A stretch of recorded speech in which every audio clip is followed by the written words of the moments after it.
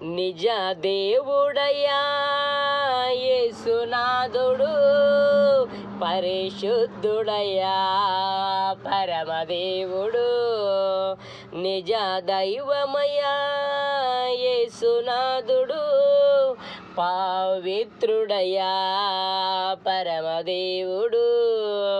సమస్తమును చేసిన సర్వాధికారి అయిన దేవుడు, సర్వలోకమును చేసిన సర్వ సృష్టికర్త అయిన దేవుడు, సర్వ మానవ కోటిని చేసిన నిజమైన స్వామి యేసునాథుడు.